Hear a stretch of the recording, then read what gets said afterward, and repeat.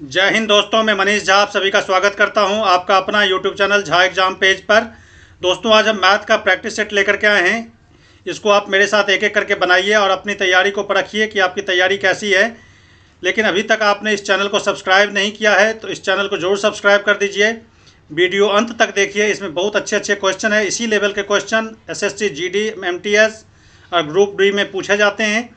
तो आप इसको मेरे साथ एक एक करके बनाइए। हाथ में कलम कापी रखिए, कान में लीड लगाइए और इसको बनाइए एक एक करके। हम लेते हैं पहला क्वेश्चन और देखते हैं इस क्वेश्चन को एक एक करके हम।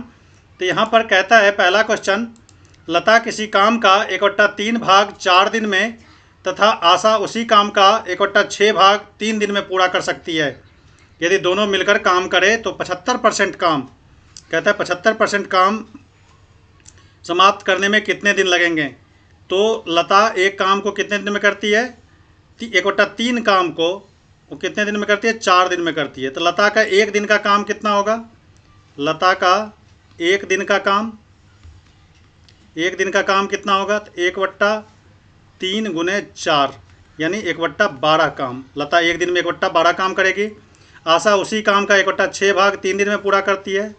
तो आशा कितना करेगी, तो आशा का एक दिन का काम ये निकाल लो। तो देखो 1/6 भाग कितने दिन में करती है आशा, 3 दिन में। तो एक दिन में कितना काम करेगी, तो 1/6 × 3 यानी 1/18 काम आशा एक दिन में करेगी। यदि दोनों को यदि हम ऐड कर दें, दोनों एक दिन में कितना काम करेगी, आशा और लता, तो 1/12 जोड़ 1/18 इतना काम करेंगे। इसको जोड़ो आप, तो 12 18 का एलसीएम 36 हो जाएगा। 12 से करोगे 12 तिया 36, 18 से करो 18 दूना 36, 5/36 काम, यानी 5/36 काम दोनों एक दिन में कर लेंगे।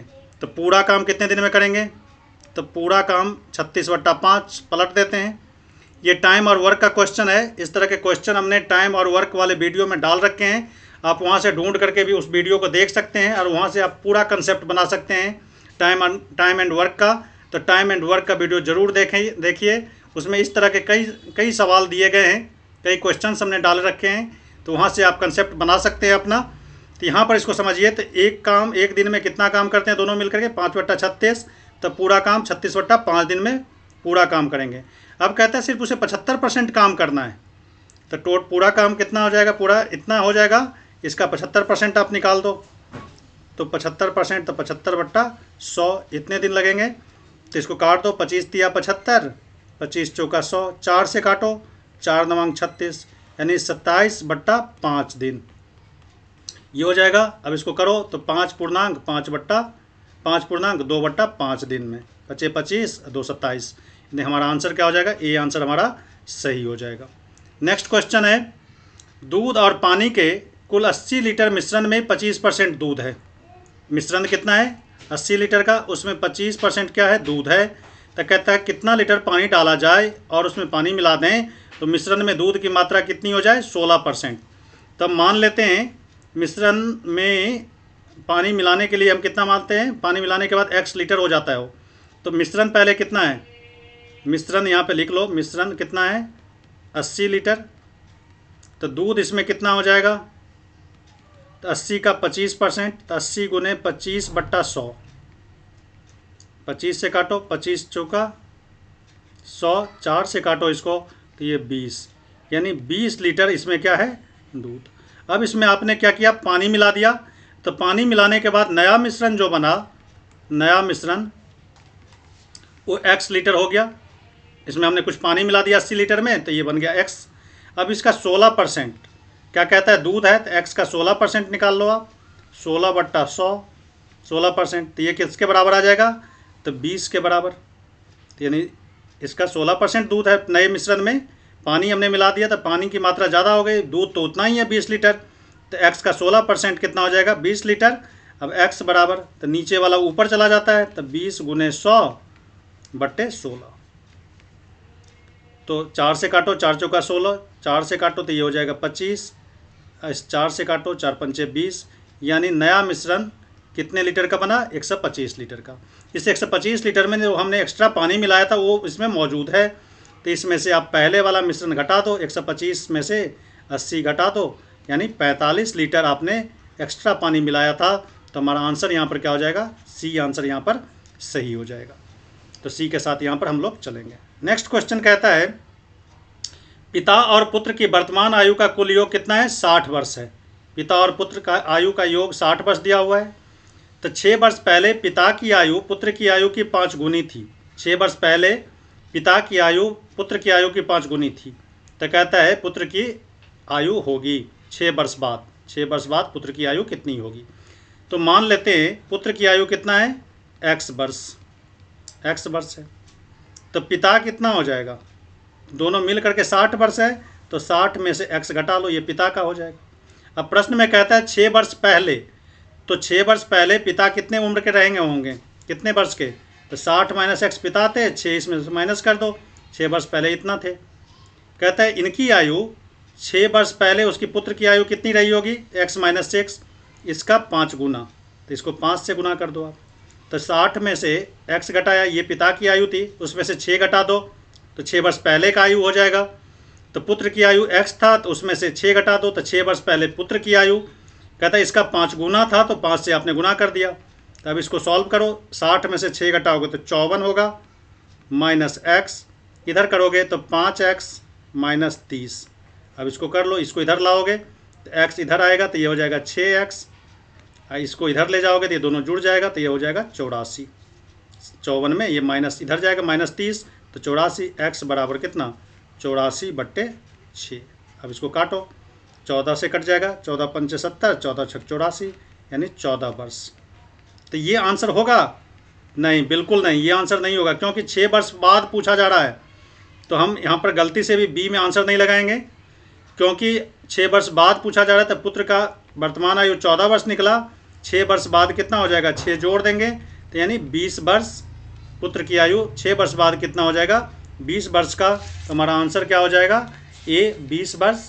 तो ए के साथ हम लोग यहाँ पर चलेंगे। नेक्स्ट क्वेश्चन कहता है 36 किलोमीटर प्रति घंटे की रफ्तार से चलती हुई एक रेलगाड़ी 22 सेकंड में एक खंभे को पार कर जाती है। देखो ट्रेन का स्पीड दिया हुआ है 36 किलोमीटर पर आवर, और कितने सेकंड में पार कर जाती है खंभे को, तो 22 सेकंड में। तो कहता है 350 मीटर लंबी सुरंग को पार करने में उसे कितना समय लगेगा। तो ये रेल पर आधारित क्वेश्चन है, इसका भी वीडियो आपको इस चैनल पे मिल जाएगा। तो आप वहाँ से इस तरह के वीडियो को ढूंढ करके आप रेल पर आधारित क्वेश्चन का कंसेप्ट बना सकते हैं, और इस क्वेश्चन को बड़ी आसानी से इसको सॉल्व कर सकते हैं। लेकिन यहाँ पर समझिए आप इस तरह के क्वेश्चन को कैसे बनाएंगे आप। तो देखो यहाँ पर 36 किलोमीटर पर आवर इसका स्पीड दिया हुआ है, km पर आवर क्या दिया हुआ है, ट्रेन का स्पीड दिया हुआ है। तो इसको मीटर पर सेकंड में पहले कन्वर्ट कर लेंगे, क्योंकि यहाँ पे टाइम सेकंड में दिया हुआ है, यहाँ पर लंबाई दिया हुआ है सुरंग की मीटर में, लेकिन स्पीड यहाँ पर किलोमीटर प्रति घंटा में। तो हम एक ही यूनिट में सबको रखते हैं, एक ही मात्रक में सबको रखते हैं। यदि मीटर है तो मीटर में रखेंगे, किलोमीटर है तो किलोमीटर में रखेंगे। तो यहाँ पर 36 किलोमीटर प्रति घंटा स्पीड दिया हुआ है, तो इसको मीटर पर सेकंड बनाने के लिए आप क्या करेंगे, 5/18 से गुना कर दो, तो ये मीटर पर सेकंड बन जाएगा ना। 18 से करो, 18 दूना 36, यानी 10 मीटर पर सेकंड ट्रेन का स्पीड हो जाएगा, 10 मीटर पर सेकंड हो गया। अब देखो आप, जब कोई रेलगाड़ी एक खंभे को या एक पेड़ को या किसी एक आदमी को पार करती है, तो ट्रेन की लंबाई ही कुल दूरी हो जाती है। तो दूरी हमारा क्या हो जाएगा, ट्रेन की लंबाई। तो दूरी निकालने के लिए हम क्या करेंगे, चाल को समय से गुना कर दो। तो ट्रेन की लंबाई कितना हो जाएगा, रेल की लंबाई। तो रेल की लंबाई कितनी हो जाएगी, तो देखो 10 मीटर पर सेकंड का स्पीड है, अब 22 सेकंड में इस खंभे को पार करती है, तो 22 गुने 10, तो ये कितना हो जाएगा, 220 मीटर ट्रेन की लंबाई हो जाएगी। अब कहता है 350 मीटर लंबी एक सुरंग को पार करने में कितना समय लगेगा। अब यही ट्रेन किसी सुरंग को पार करे, तो सुरंग की लंबाई और ट्रेन की लंबाई दोनों जुड़ करके क्या बन जाएगा, टोटल डिस्टेंस बन जाएगा। तो ये सुरंग है मान लो, और ये रेल है, तो इसको पार करने में कितना समय लगेगा ये निकालना है हमें।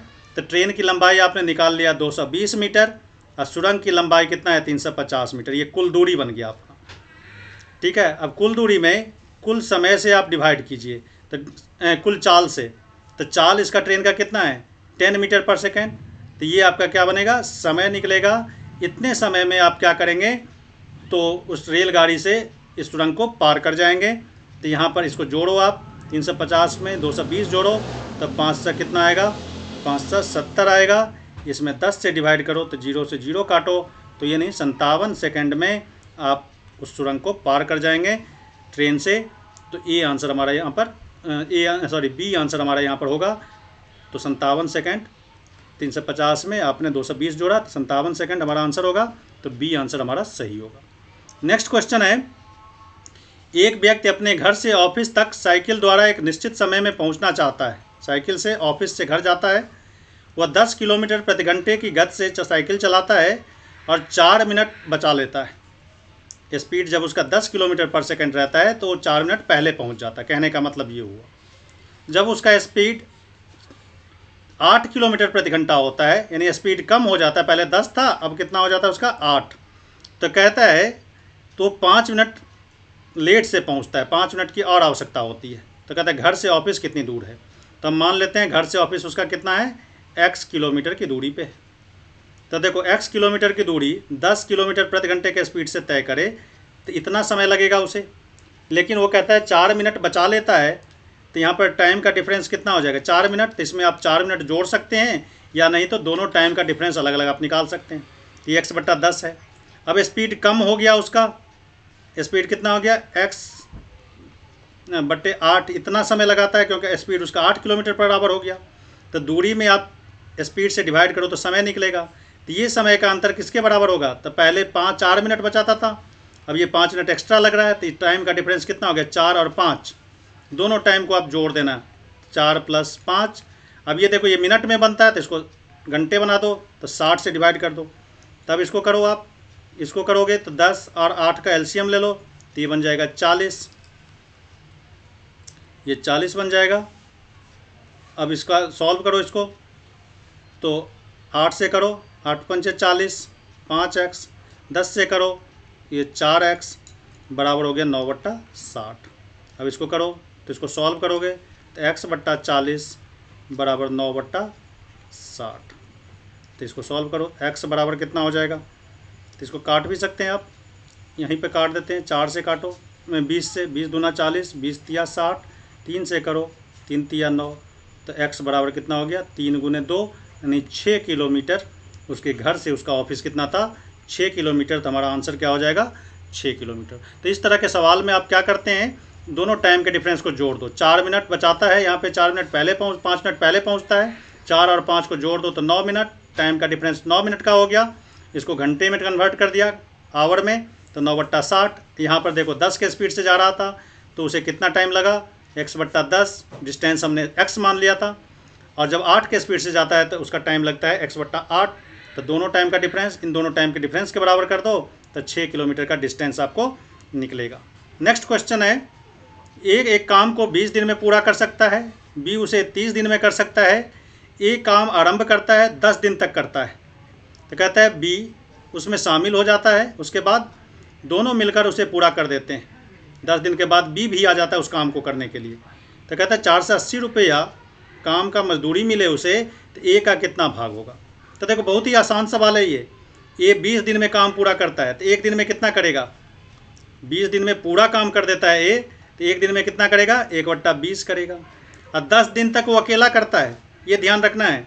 तो 10 दिन में ए कितना काम करेगा, 10 दिन में ए, तो 10 × 1/20, तो इसको काट दो आप, तो यानी आधा काम कर देगा, 1/2 काम कर देगा कौन, ए।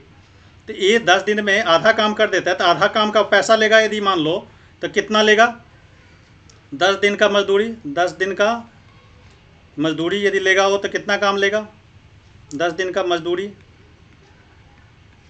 10 दिन का मजदूरी कितना लेगा हो, तो 1/2 गुने कितना, 4 से 80 रुपया मजदूरी था पूरा, आधा तो वो ले लेगा पहले, तो 240 रुपया वो अपना निकाल लिया। अब बचता है शेष काम कितना, 1/2, अब मजदूरी उसका 240। अब कहता है ए और बी का, तो देखो काम के अनुपात में ही आप क्या करते हैं, मजदूरी बांटते हैं। ए एक दिन में 1/20 काम करता है, बी एक दिन में कितना काम करेगा, 1/30। तो काम का अनुपात ये होगा, काम के अनुपात में ही शेष मजदूरी को बांटेंगे। तो काम का अनुपात कितना है, 1/20 1/30, तो ये 60 हो गया, 20 से किया 30 और 3 से किया 2, यानी 3:2 का। ये उसका क्या हो गया, ए और बी के काम का अनुपात हो गया। इसी अनुपात में वो अपना मजदूरी बांटेगा।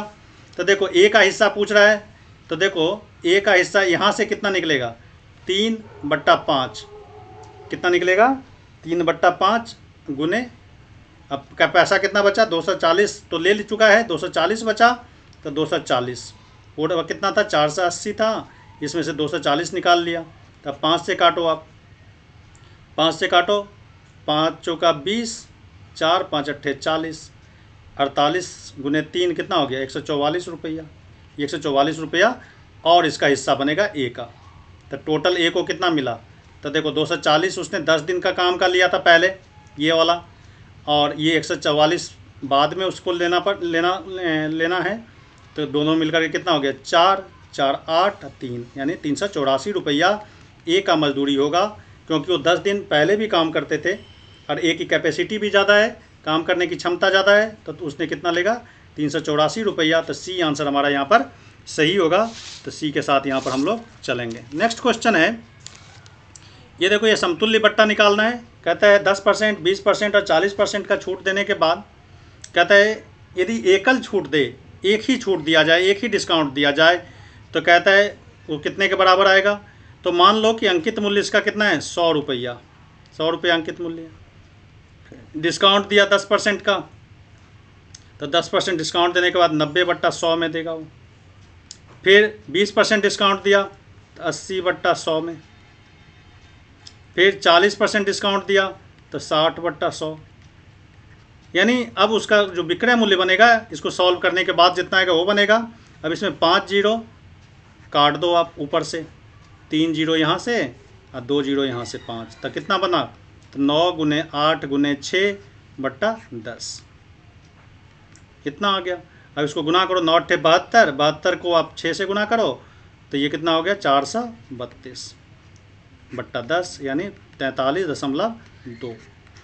इतना रुपया उसका एसपी हो जाएगा। 100 रुपया का सामान उसको कितना में मिलेगा, 43.2 में। तो डिस्काउंट कितना मिला, यदि एक ही डिस्काउंट हो, एक बट्टा हो, एक ही बट्टा मिले उसे, एक ही डिस्काउंट मिले, तो 100 में से इसको घटा दो आप 43.2 को, तो कितना मिलेगा, 56.8। तो हमारा आंसर कितना होगा, 56.8%। तो सी आंसर हमारा यहाँ पर क्या हो जाएगा, सही हो जाएगा। सी के साथ यहाँ पर हम लोग चलेंगे। दोस्तों, यदि अभी तक आपने इस चैनल को सब्सक्राइब नहीं किया है तो इस चैनल को ज़रूर सब्सक्राइब कर दें और बेल आइकन को ज़रूर प्रेस करें और सामने आए ऑल पर आप क्लिक करें, ताकि आपको हर एक वीडियो का नोटिफिकेशन सबसे पहले पहुंचे, ताकि आपके एग्ज़ाम में किसी भी तरह की कोई कसर ना रहे। हम उसको हर एक तरह से पूरा करने की कोशिश कर रहे हैं। तो आप अपनी तैयारी में लगे रहिए और हमारे वीडियो को आगे बढ़ाइए, देखिए, अपने दोस्तों में शेयर कीजिए, ताकि आपको हम और नया नया वीडियो ला करके दें और नए नए क्वेश्चन के साथ हम आएँ। तो हम लेते हैं फिर अगला क्वेश्चन। इसमें हम देखते हैं, कहता है 4 क्रमागत सम संख्याओं का औसत 27 है। यहाँ पर गौर करना है कि सम संख्या की बात की जा रही है, तो सम संख्या के बारे में बात करेंगे।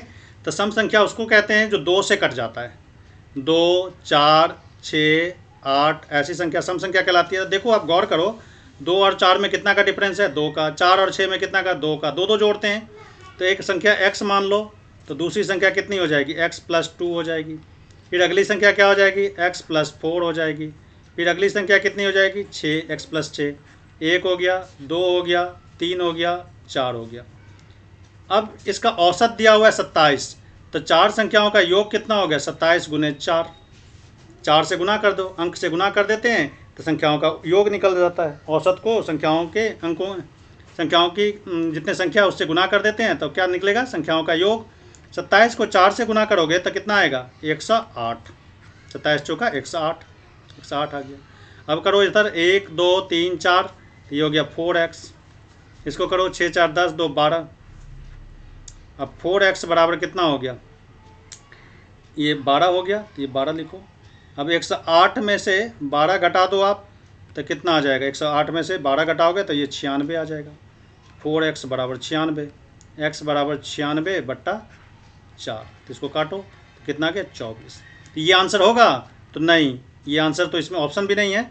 तो हमें कहता है बड़ी संख्या निकालना है। तो बड़ी संख्या के लिए आप क्या करेंगे, तो बड़ी संख्या के लिए आप क्या करेंगे, x + 6, तो x + 6 कर दो, यानी 24 + 6, तो कितना आ गया 30। तो बड़ी संख्या यहाँ पर कितना बनेगा 30। तो सी आंसर हमारा यहाँ पर क्या हो जाएगा, सही हो जाएगा। तो सी के साथ हम लोग चलेंगे। नेक्स्ट क्वेश्चन है, कहते हैं एक आयत की लंबाई में 20% की वृद्धि करने पर तथा चौड़ाई में 20% की कमी करने पर उसके क्षेत्रफल में कितने प्रतिशत वृद्धि या कमी होगी।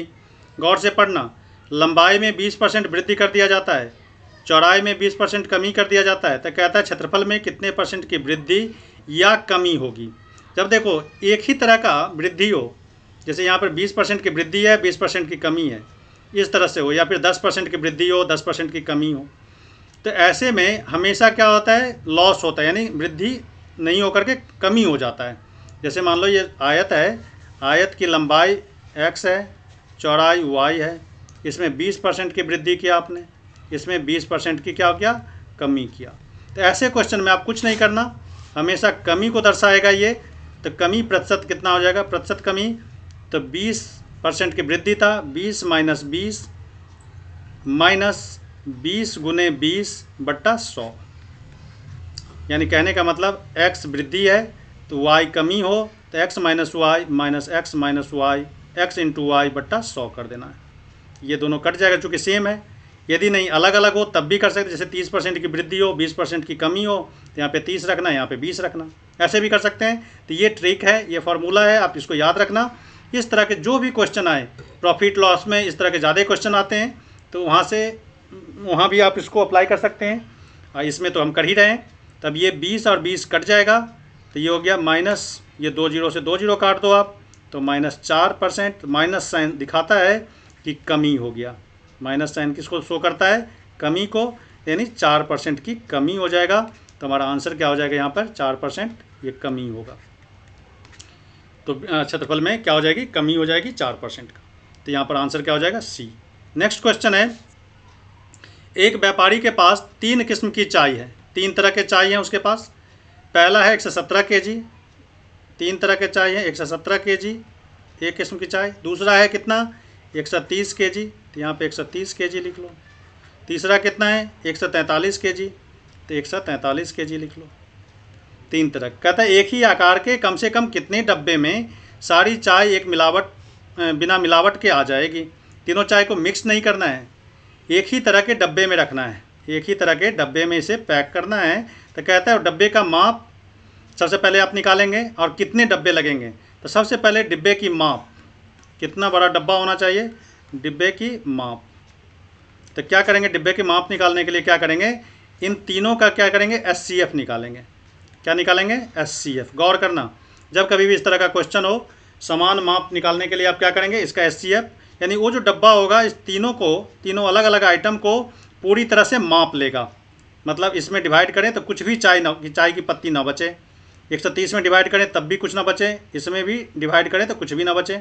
तो मतलब ऐसा डब्बा, ऐसा माप चाहिए। तो ऐसे करने के लिए आप क्या करते हैं, SCF निकालेंगे इसका, 117 का, 130 का और 143 का। तो इसका SCF कितना निकलेगा, 13 निकलेगा। आप SCF निकाल लेना। 117 से पहले 130 में डिवाइड करना, जो आएगा तो 13 आएगा, 13 से फिर इसमें डिवाइड करना, तो ये 11 से कट जाता है, यानी 13 आपका SCF हो जाता है। अब डिब्बों की संख्या पूछ रहा है, तो ये ध्यान रखना, डिब्बों की संख्या यहाँ पे पूछा जा रहा है। क्वेश्चन को गौर से पढ़ना होता है, क्वेश्चन को गौर से पढ़ो। डिब्बों की संख्या, तो पहला था 117 kg वाला चाय, तो उसमें 13 से डिवाइड करो तो इतने डब्बे चाहिए। फिर दूसरा था 130 kg, इसमें 13 से डिवाइड करो तो 130 kg चाय को पैक करने के लिए कितने डब्बे चाहिए, तो 13 से डिवाइड कर दो इसमें।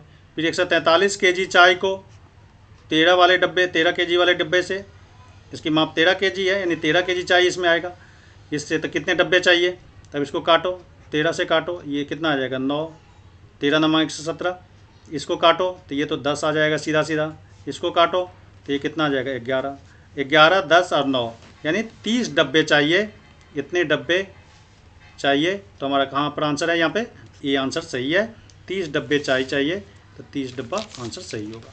नेक्स्ट क्वेश्चन है, 12% की छूट देने के बाद एक विक्रेता को 10% का लाभ होता है। अगर वह कोई छूट नहीं देता तो उसे कितने प्रतिशत का लाभ मिलेगा। एक विक्रेता को कितना मिलता है, 12% का डिस्काउंट मिलता है। तो 12% डिस्काउंट मिलता है, तो 100 रुपया का सामान है, 12% डिस्काउंट देता है, तो SP ये मान लो MP है कीमत, अंकित मूल्य मान लो, अंकित मूल्य कितना है 100 रुपया अंकित मूल्य। डिस्काउंट देता है कितना 12%, तो 12% डिस्काउंट देता है, तो SP कितना हो जाएगा, तो 12 रुपया छोड़ देगा 100 में, 12% छोड़ दिया, तो यानी 88 रुपया हो गया। अब कहता है 10% लाभ होता है, तो SP आपको मालूम है, तो आप CP निकाल लो। CP बराबर क्या हो जाएगा, SP इंटू 100 बट्टा 100 प्लस लाभ परसेंट, तो 100 में आप 10 जोड़ दोगे तो 110 हो जाएगा। अब इसको काटो, 1 0 से 1 0 काट दो, 11 से काट दो, तो 88 यानी 80 रुपये। तो देखो अंकित मूल्य हमने 100 मान लिया, SP कितना हो जाएगा, 12% डिस्काउंट दे दिया 88 रुपया, और कहता है 10% प्रॉफिट होता है, तो CP कितना हो जाएगा 80 रुपया हो जाएगा ना। अब कहता है कि यदि डिस्काउंट ना दे, छूट ना दे, ये जो 12% का डिस्काउंट था इसको ख़त्म कर दे हो, तो कहता है कितना प्रॉफिट होगा। तो देखो CP रहा तब 80, अब बेचेगा तब बिना डिस्काउंट का यानी 100 में बेचेगा, तो 20 रुपया क्या हो जाएगा उसका लाभ हो जाएगा। तो लाभ प्रतिशत निकालोगे आप, तो लाभ प्रतिशत कितना हो जाएगा 20% ही हो जाएगा ना, क्योंकि 100 पे निकाला है, 100 बट्टा 20, 20 बट्टा 100 गुने 100, उसका अंकित मूल्य इतना था, तो ये 20% हमारा आंसर यहाँ पर क्या हो जाएगा 20%। ये आंसर सही होगा, तो ए के साथ यहाँ पर हम लोग चलेंगे। नेक्स्ट क्वेश्चन कहता है वह कौन सी धनराशि है जो 1% प्रति माह के साधारण ब्याज से 3 साल में 1904 रुपया हो जाता है, 1904 रुपया। तो ध्यान रखना यहाँ पर कहता है कि दर प्रति माह है, कितना है प्रति माह, तो दर कितना हो जाएगा, तो देखो 1 रुपया प्रति माह है, 1% का प्रति माह है, तो वार्षिक दर कितना हो जाएगा, वार्षिक दर कितना हो जाएगा 1 गुने 12 यानी 12% का दर हो जाएगा यहाँ पे। और साधारण ब्याज 3 साल का पूछ रहा है, तो हम मान लेते हैं कि मूलधन कितना हो जाएगा X रुपया, मूलधन X है, तो X रुपया मूलधन है, यहाँ पे मिश्रधन कहता है 1904 रुपया हो जाता है, तो ये अमाउंट हो गया 1904। तो अमाउंट बराबर क्या होता है मूलधन X प्लस ब्याज, मूलधन प्लस ब्याज। तो ब्याज कैसे निकालते हैं, तो मूलधन गुने समय, समय यहाँ पे 3 वर्ष दिया हुआ है, और दर कितना हो गया 1% जो है वो प्रति माह है, दर यहाँ पर वार्षिक दर लेना होता है, तो 12%, 12 बट्टा 100। तो देखो मूलधन गुने समय गुने दर बट्टा 100, ये आपका ब्याज बना, साधारण ब्याज कहता है, तो ये ब्याज बना। ब्याज में आपने मूलधन जोड़ दिया, मूलधन आपने X माना था, ये P मतलब प्रिंसिपल, तो ये बराबर कितना हो गया 1904। तब इसको जोड़ लो, तो ये X हो गया 12 या 36, 36X बट्टा 100, तो इसको जोड़ोगे तो 136X बट्टा 100 हो जाएगा, बराबर 1904 रुपया होगा ना। अब क्या करेंगे, X से काटो आप, X का वैल्यू निकालो, तो इस 100 इधर गुना हो जाएगा, तो 1904 गुने 100 बट्टे 136, इसको काटो, 136 से काटोगे आप तो ये 14 बार में कटेगा, ये 14 से काट दो आप, पूरी संख्या कट जाएगी, तो 14 से गुना करोगे तो 1400, यानी उसका जो प्रिंसिपल था वो कितना था 1400 रुपया। तो बी आंसर हमारा सही होगा। नेक्स्ट क्वेश्चन है 3 घन जिसमें से प्रत्येक की भुजा 5 सेंटीमीटर है। 3 घन है, घन उसको कहते हैं जिसमें लंबाई चौड़ाई ऊंचाई तीनों बराबर हो। जैसे ये है, ये लंबाई चौड़ाई और ऊंचाई ये तीनों बराबर हो, तो इसको क्या कहते हैं घन। कहते हैं 3 घन है, तीनों घन को किनारे से लगाकर सटाकर रखा गया है। जैसे ऐसे इसमें सटा कर रख दिया गया है घन को, ऐसे तीनों घन को चिपका के रख दिया गया है किनारे से, ऐसे चिपका करके रख दिया गया। अब कहता है कि जो बना घनाभ, जैसे ये घनाभ बनेगा, ये फिगर हमने बना दिया एक, ऐसे 3 घन को चिपका करके, ये पहला घन हो गया, ये 5 मीटर का, ये भी 5, ये भी 5। तो इसकी लंबाई कितनी हो जाएगी, यहाँ से लेकर के यहाँ तक इसकी लंबाई हो जाएगी। तो लंबाई L कितना हो गया 5 गुने 3, तो यानी 15 मीटर का। चौड़ाई इसका उतना ही रहेगा, ये चौड़ाई रह जाएगा उसका 5 मीटर, तो ये चौड़ाई 5 मीटर है, सेंटीमीटर है, ये सेंटीमीटर का, तो ये भी सेंटीमीटर का। और इसकी ऊंचाई कितनी हो जाएगी, ये भी 5 सेंटीमीटर। तो कहता है कि इसका पृष्ठ क्षेत्रफल कितना होगा। संपूर्ण पृष्ठ क्षेत्रफल पूछ रहा है, तो घनाभ का संपूर्ण पृष्ठ क्षेत्रफल क्या होता है, ये घनाभ बन गया। घनाभ का क्षेत्रफल निकालना है, पृष्ठ क्षेत्रफल, तो ये कितना होता है 2 × LB + BH + HL, यही होता है ना। तो 2L कितना हो गया 15 × 5, फिर 5 × 5, फिर 5 × 15, ये हो गया चौड़ाई, ये हो गया लंबाई।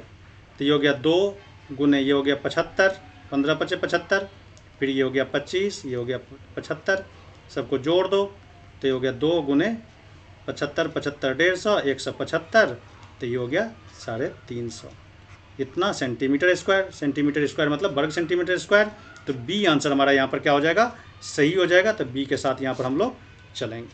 नेक्स्ट क्वेश्चन है, रंजना अपने घर से स्कूल के लिए निश्चित समय पर चलता है। ठीक उसी तरह का क्वेश्चन जो हमने अभी अभी पीछे बनाया है। कहता है यदि वह 7 किलोमीटर प्रति घंटे की रफ्तार से चलता है तो 9 मिनट देर से पहुंचता है। यदि अपना स्पीड थोड़ा सा बढ़ा लेता है, 8 किलोमीटर प्रति घंटा कर लेता है, तो 6 मिनट पहले पहुंच जाता है। तो कहता है उसके घर से उसके स्कूल की दूरी क्या है। तो हम मान लेते हैं, अभी बनाया इस तरह के सवाल को, x किलोमीटर बराबर उसका x किलोमीटर उसका क्या है, घर से दूरी स्कूल का, यहाँ से यहाँ तक x किलोमीटर।